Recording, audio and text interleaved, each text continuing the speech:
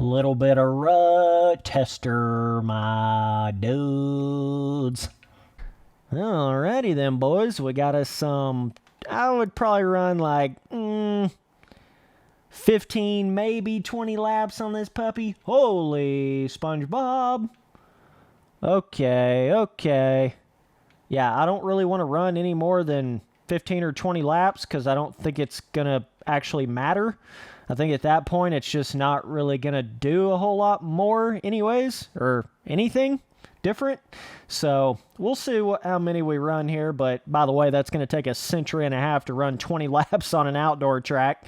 So that's another reason I don't want to make this video 10 years long here, even though I'm a professional at doing that. You know what I'm saying? But yeah, either way, let's see what we got going on here, Doug.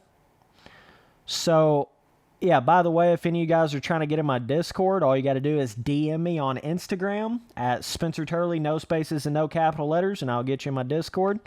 So definitely hit me up on that shit. Okay, just vibing out here, just vibing, just cruising. Got that first lap Rut Tester action. Super smooth as a baby's bottom. So we'll see what this thing can develop into. So the reason why I wanted to do a Rut Tester video specifically on this track compared to some of the other ones is I was wanting to kind of see the comparison in how this develops versus like how a sand track would develop on reflex, right? Because you know the Southwick track on reflex and the other sand track on reflex really changes over like a 10 lap period, right? Becomes a completely different track. So I wanted to sit down here and kind of just see if specifically the Southwick sand track on All Out really makes, you know, like hardcore terrain deformation, crazy changing terrain deformation ruts. I don't really know if it's going to do that, but let me just slide over off of here real quick. All right. Don't really know if it's going to do that. I might kind of like skip some laps in between here and there to make it where the video's not so long. You can kind of see how it develops in a crunch down period of time. That's what my Rut Tester series, it was always supposed to be about. But I'll probably run like 2 or 3 laps and I'll skip to lap like 7 or something. Run like another 2 and then I'll skip to the very end so that you can kind of see like a beginning and then a middle and then a end of some sort here. So these are kind of the standard ruts already getting developed right here. Okay. Alrighty then, bro. By the way, I just put the AI on easy just so that I could really be looking at the track here the whole time. I didn't want to have like 1,000 bikes around me, especially not on the first couple laps. I just wanted to be able to really look at the track, see how it's developing. But it would help if I played All Out like at least twice a year. That would probably help my case here a little bit, but I just don't play these games very much, man. I really don't. Like, some of you guys that aren't really into MX Simulator, I feel like you just don't really understand how that gets whenever you start getting into MX Simulator. Like, if you start getting deep enough into MX Simulator, I promise you, that will be the game that you play, like, often. That will be the game that you sit down and play, like, when you're really, really trying to play a motocross game. Some of you guys aren't really into MX Simulator like that, so what happens is you're like that for some of these different arcade motocross games, and then you see me hop in here and play them, and you're like, what the hell is that, Spencer? You suck. Like, what's going on? It's like, dog, I don't even play this. Just because I sit down and play MX Simulator and I'm a pro at MX Simulator and all that doesn't mean I sit down here and play all these arcade motocross games like that. You know what I mean? Could I be amazing at All Out or any of these arcade motocross games and be a pro at these games? Yes, I could if I wanted to be. But I don't want to do that because I'm already a pro at MX Simulator. There's literally no point. Like, you got to understand what, you got to understand it. Like, there's literally no point in me sitting down and playing any of these arcade motocross games to that level or that extent. And by the way, I've already done that on Reflex all the way back in the day from like 2010 to 2015, literally played Reflex every single night. Like, I've already went through that whole, like, getting really, really good at an arcade motocross game and, you know, dedicating all that time to it and all that. And for me, like, MX Simulator is that game for me now.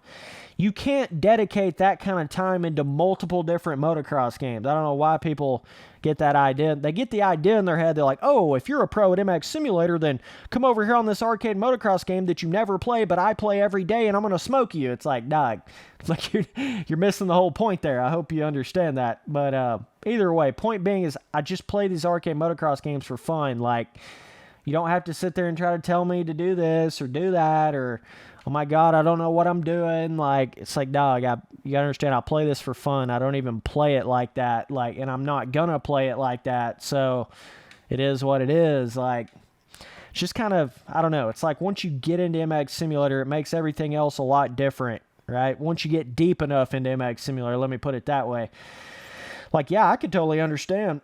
Like, if you're not deep in MX Simulator, then yeah, you probably dedicate all that kind of time to one of these specific arcade motocross games, and yeah, you're going to understand and learn little quirks and little tidbits that not everybody knows about. Yeah, you are, but it, like, you've learned one arcade motocross game. Congrats. Like, I don't know what else to tell you. Like, I don't know.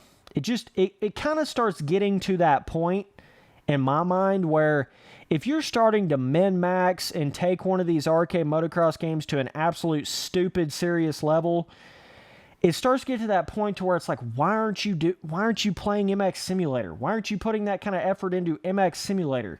It just doesn't make sense. Like I think it's fine to try to, take an arcade motocross game seriously and all that and have fun and, really put a lot of time into it, try to get better at it. Like, I'm all for that, right? But, like, at some point, if you're just going to keep on taking it super, super serious, you might as well do it on a simulator. I mean, that's what they are made for that. Arcade motocross games are more made for just fun. They're more made for just getting on there and playing more casually. And that's just what they're made for. So it's definitely interesting to see all that, but either way, so got it on lap 4 out of 20, dog, blaze it. Let me crack my neck on that thing real quick. So yeah, it's making some of those like, kind of wider, flattened out rut style ruts here and there. And that's kind of interesting to see that. Almost more like ATV style, kind of rut action going on here. But this is one of those tracks that didn't have a lot of pre-made to begin with, like not a lot at all. So it's almost all reliant on what the terrain deformation system does over time with the ruts and the corners and stuff. So that's interesting to see. But yeah, like, I mean, if you don't sit down and play, I don't give a crap what you are on a simulator or what you are at this or that. If you don't sit down and play a game like pretty frequently, if you just hop on there real quick to make videos on it like I do, you're going to look like a scrub at it. That's just the way it is. But it's like, I don't have time to sit there and play these games like that, dog. I put my time into other things like making custom tracks for MX Simulator, pro racing on MX Simulator, but I still want to come in here and have fun playing these games. But I don't know. It's this weird, like, it's this weird mindset of when you become a pro at MX Simulator, it's almost like everybody automatically expects you to just be like some pro min-maxer on every arcade motocross game or something. They like think you're some elitist, like, oh my God, you should be a pro at every other arcade motocross game. And it's just such a weird argument. Like, it's such a stupid argument. Like, no, I don't sit here and play these games like that. Like, what do you want from me, dog? Like, if I wanted to do that, yeah, I could be in the top, 0.1 percentile of any of these arcade motocross games if I wanted to sit down and do that. But I don't, because I've already done that on a simulator. There's no point for me to do, like, that is the proving ground. That is the pinnacle of all pinnacles to prove your skill in a motocross game. So it's like, it just kind of gets to that point where it's like, what's the point in doing it in an arcade motocross game when I've already done it on a simulator? There really is no point, like, I'm just telling you. Now, if you've not experienced MX Simulator, then yeah, there is somewhat of a point to become really good at an arcade motocross game and be a pro at an arcade motocross game and really dedicate the time, because you're kind of like working your way up to a simulator, right? But that's really all you're doing. You're just working your way up to eventually do that on MX Simulator. But then once you've done it on MX Simulator, that's it. You've proven yourself. There's just nothing else to prove. Like, I don't know. It's bizarre, but either way. Little bit of pop off, little bit of pop off. Let me reset right quick. Lap 5 out of 20 and kind of see how the ruts have developed here. Kind of already started to smooth out a little bit in some areas, so that's interesting. You can kind of see that kind of smoother rut vibe right there. We'll try to take this inside. Oh my God, that is making like one giant singular trench right there. It's kind of doing it in this inside too. Interesting how the terrain deformation works in this game. Very interesting. Like it's decent, but it's not like reflex at all. You know what I mean? It's a very, very different kind of terrain deformation. I really like how these corners, 2 corners right there, are developing. That's really cool. Yeah, there's a certain element of, yeah, it's kind of digging ruts down into this sand, but it's bizarre because it's like this particular Southwick track, in my opinion, is missing that sort of top surface soft layer of sand for some reason. It's like these ruts feel too hard to be like soft sand ruts. Like, I get that the bottom base of Southwick is more hard packy and shit. Like, I totally understand that, but like, I feel like this track is just missing some of that top layer soft sand, Sandwick on reflex style, you know, that top layer softness feeling to some extent. And the terrain deformation kind of plays into that in not such of a good way. You know what I mean? It's almost like you're getting too sturdy of ruts. I guess my point is, like, you can't go in and out and blow the ruts out as much as I thought you would have been able to do on a Southwick on this with these ruts. Like, they're a lot more, like, sturdy-ass, like, you know, you can actually get full-blown cross-rutted, which I wouldn't think would be as much the case on that top layer of soft sand on Southwick, right? I just wouldn't think it would be that much of the case. But there's a lot of it here. I mean, a lot of it. Cool little inside rut. But maybe it'll start blowing out a little more once we get a few more laps in here. So we're on lap 6 out of 20. Shit, I might just run the whole race. I don't know. I really want to see how this develops right here between like lap 6 and 10. I really want to see what it does through that. But I mean, you can just see like it's kind of making those super jaggedy looking ruts. I mean, yes, there is some cushion to the dirt. I don't want to make it sound like it's MX Simulator terrain deformation where there's literally no cushion to the dirt. There's definitely some cushion here, which is making it feel a lot better than like an MX Simulator terrain deformation, but there's not as much top layer cush as I thought there would have been, right? There's not as much of that top layer blowed out rut cushion filling as I thought there would have been, but we'll see what it does here. It's kind of cool how those two corners have really developed the 3 ruts in the corner, whereas when you first start, they're actually pretty smooth right there, right? But yeah, these AMA national tracks are quite cramped down. I mean, they're quite like cramped scaling, I feel like, my own personal opinion. I don't know if they're trying to make it like super 1-to-1 scale or what the deal is here, but there's times where you feel like you're barely even moving. I mean, there's times where it just feels like, you know, the bike is barely even moving. I don't know. Like right here, it kind of opens up a little more, like, and then I'm going to get reset for no reason. There's times like, oh, look at all those ruts going up that jump face. That's pretty cool. There's times it'll open up a little bit. But see what that bike just did right there? You see what that just did right there? Okay, let me explain something to you. I don't care what kind of tuning you have in this game. I don't care what kind of, you know, oh my God, you have the best tuning ever. Oh my God, you have the best suspension ever, whatever. A bike in an arcade motocross game should never do that in a rut. I don't care if it's stock tuning, stock suspension. It should never react like that in a rut in a corner.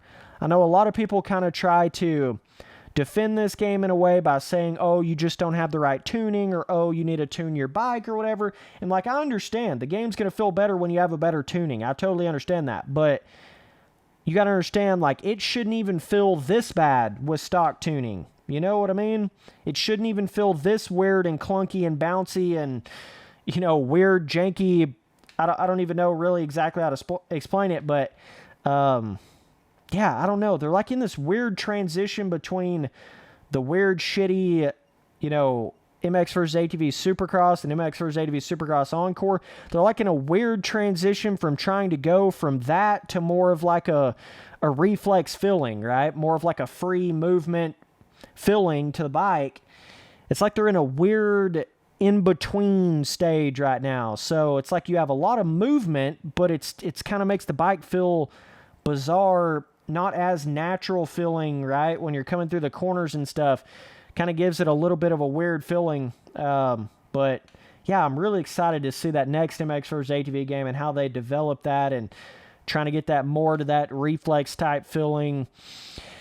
It's just tough to do it, you know, but I think that's their biggest issue with All Out right now is it's just kind of like in a weird transitional stage between that weird, super restrictive MX vs. ATV Supercross feeling to like the cool, you know, fluent, flowing physics feeling of what reflex was. I don't know, it's like they're in a weird middle transition action thing going on here. So, but either way, let me just do a straight old jump for once. Yeah, I think I'm only going to run 15 laps because 20 would just be insanity long. Like, I think if you actually ran like 20 laps on this, that would actually be more than a 30-minute plus 2. I think 15 laps is a little more like an accurate, you know, 30 minutes plus 2 or whatever. But either way, got some ruts developing there.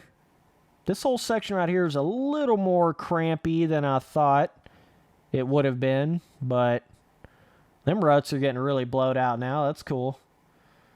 Ooh, I like the way that feels now. Hell yeah. Now it's starting to get a little more of that Southwicky blowed out style vibe to it. Now it's starting to get it. Look at that. Look at that shit, dog.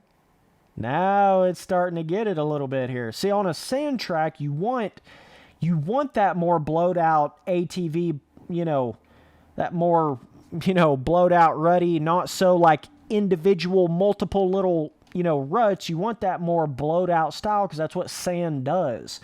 But on like a redbud track, you're not going to want that at all. That's why it's so important to have terrain deformations be able to make completely different things on different kind of dirt compounds, right? That's a big problem with MX Simulator. It don't matter if you're on a dry, hard packed track, Redbud, Southwick, a muddy track, it don't matter. You still have that same terrain deformation, that same no cushion, you know, super individual rut type feeling, regardless of what kind of track you're on. And that's a really big problem. You've got to have that separation. That's what makes Reflex's terrain deformation feel so amazing, is because it feels so different depending on what kind of track you're on. It just feels like two completely different kind of terrain deformations, or three completely different kind of terrain deformations. It's so crazy to me how they did that on Reflex, but either way, lap 8. I've always kind of got drag my commentary out a little bit in these long Rut Tester videos. That's kind of fun hitting that. Kind of cool how it builds that little kicker on the top, just on the top, right? You kind of got somewhat of a rut vibe going up the jump face. Alrighty then, here we are, lap 13, 2 more to go. There's definitely some places where you can sort of go where no one's gone, no man has gone before, and basically completely skip all the terrain deformations, so it's kind of interesting. Couple little places you can do that.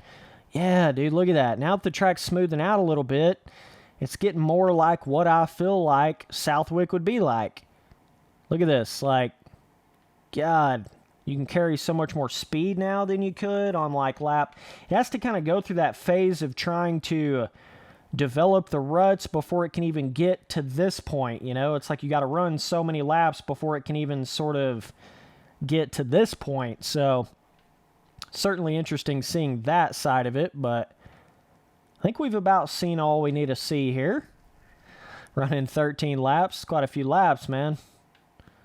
We've definitely put the full freaking moto in here.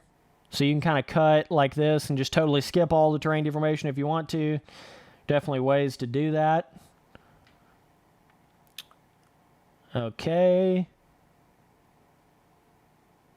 Couple little weird... See, there's still some weird, like, two jagged, ruts right there, a couple little weird spots. But overall, not terrible on how this developed. Definitely happy it was started giving me more feelings of actual Southwick. You know, kind of the more I got through it there. That was definitely legit. But let's see. That's cool. I love how the trees are kind of shaded right through there when you go through there. That fence is insta-reset, dog. Do not hit that fence right there. Holy kicker. Alrighty then. So right here, you can kind of go like right here and then come off of that smooth and completely avoid that one kicker.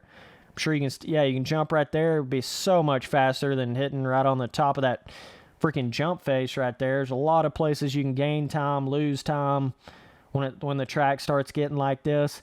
I'm sure it would be completely different if you're riding with like a whole server full of pros in this game. Everybody would be hitting a very similar line. So it would be making a very different kind of terrain deformation than just getting on here with a bunch of AI.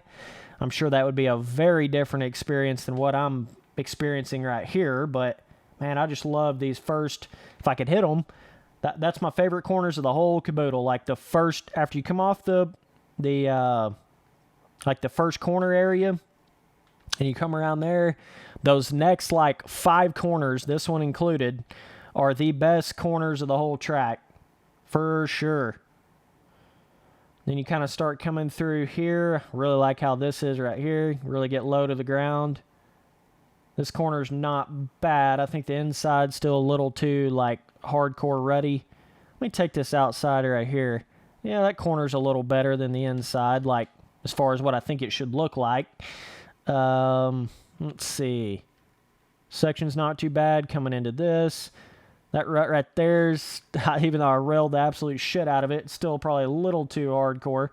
Now we railing, boys. Holy shit. It's like, where did all that momentum come from? It's like, there's too much of a mimosa. There's too much of a momentum swing in this game. That's what I've been saying about this game from the very beginning. There's too much of a momentum swing. Like, yeah, reflex, when you start really going fast in that game, you start really figuring out your lines and stuff, yeah, you can take your momentum to a whole nother level. But this game is like insane how much of a difference it can be from having momentum to not having momentum. It's like, it's too big of a deal in this game. It's too crazy. It's too much. Like, it's actually insane how much momentum changing there is in this game. Insanity, bro. Okay, that kicker, that's kind of interesting. So that kicker developed, and then it kind of got to the point to where the kicker itself started to get wore down. So it is still doing stuff, even all the way into lap 15. So if you're doing full-blown motos, like, you're going to have a developing track changing the entire race. So that is a really cool thing. So either way, appreciate you guys watching all the videos. Later, dudes.